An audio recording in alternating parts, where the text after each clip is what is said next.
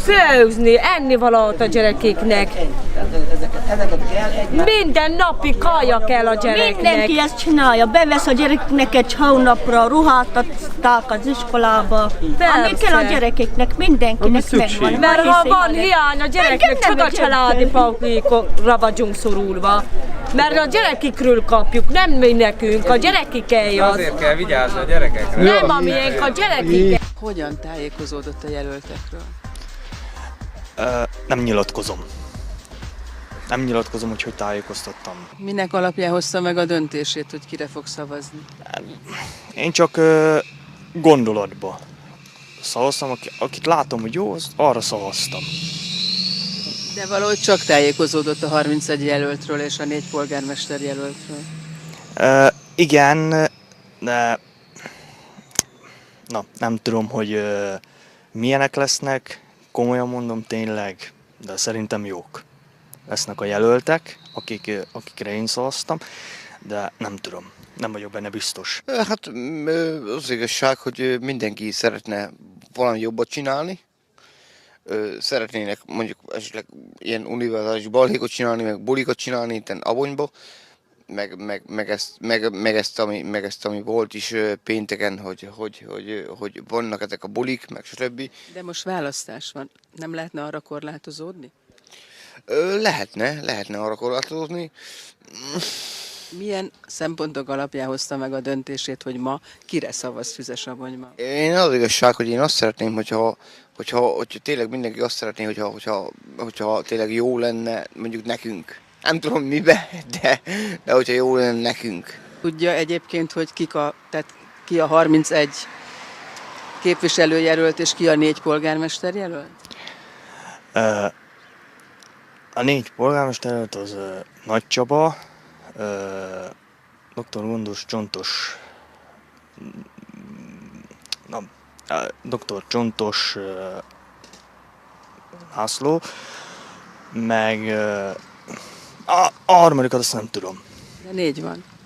Akkor a másik 2 az nem tudom. És a jelöltek közül, a 31 jelölt közül esetleg tud valakit? Akit tüzetesebben átnézett, a munkásságát megnézte, egyáltalán az alkalmasságát megnézte, akár újságban, tévében, interneten, kiadványban? Nem néztem meg. És akkor így nem volt egy kicsit nehéz döntést hozni? Hát nehéz döntés volt, de döntöttem. És mi a szándék és a cél az ön döntésével, mondjuk a város érdekét tekintve? Az, hogy jó legyen minden, hogy az utak is rendben legyenek, meg rendben legyenek a házak, meg szóval, hogy be legyen minden parkosítva. Hogy szép legyen a ház előtt, meg szép legyen az egész város, meg az utak jók legyenek. Hogy ne legyenek kátyúk, ne legyenek gödrök, hogy az utat meg lehessen csinálni normálisan, mert némelyik út úgy néz ki, hogy az valami siralmas, de úgyhogy... Mondjuk ez az árcsökkentés, személydíjcsökkentés. Mi az a zárcsökkentés?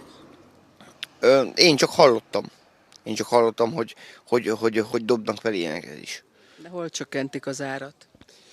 Hát gondolom, hogy ebben, hogy de kik? Hát gondolom, ezek a kormányi dolgok, hogy gondolom szétdobják ilyen. Mert ön most kormányzati tagokra szavazott? Nem, csak hogy gondolom, hogy hát mindegy, az a lényeg, hogy én azt szeretném, hogy valami jobb lenne. Legyen táncest, meg ilyen, hogy programok legyenek, mit tudom én. Mármint, hogy hol a beparkosított házak előtt például? Nem, például a játszótéren legyenek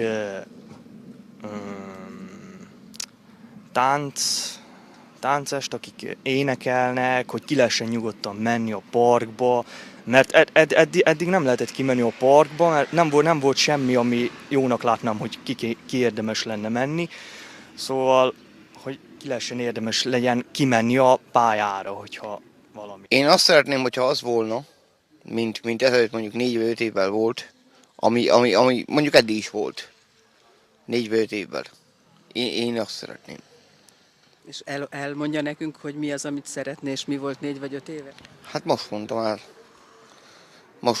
Hogy tényleg azok a bulik, meg azok a tényleg, tehát azért újítjuk már fel Sobonyt, tehát ne nevetségesítjük már fel Sobonyt, tehát újítjuk föl, tehát azért csak terjeszkedett Sobony. Meg azért mindig jobb lett, és én azt szeretném, hogy azért minél tovább terjesszük ezt a dolgot. És lehetett táncolni a parkban? Akár. Mit vár ön az új testülettől? Hát, hogy legyenek jók, hogy belegyen, hát, hogy hogy legyen, azt mondja, legyen olyan, hogy ne legyen tánc, meg legyen az, hogy jó csináljak az ilyen programokat. Döntöttem. Legyen tánc. Akár. Szóval, hogy ki lehessen érdemes legyen kimenni a pályára. Mondjuk ez az árcsökkentés. De könnyes szemmel arra gondolom, mozghatatlanul élni, hogy fogom. Ja, megértem, várjál, van. De már nem sírok utána, csak a faszodék. Hiába sírtam én a pálya könnyekén. Mit veszel fel most? Tudom, hogy bár, és meghoztál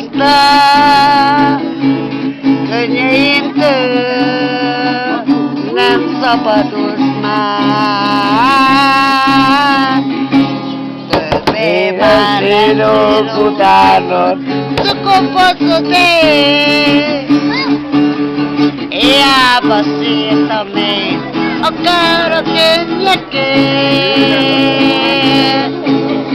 Tudom, hogy vár, és meghoztál könnyeimtől, nem szabadulsz már.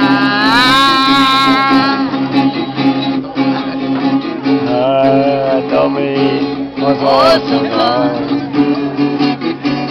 olyankor a szívem megszokott. Könnyes szemmel arra gondolom, most nélkületén élni, hogy fogom.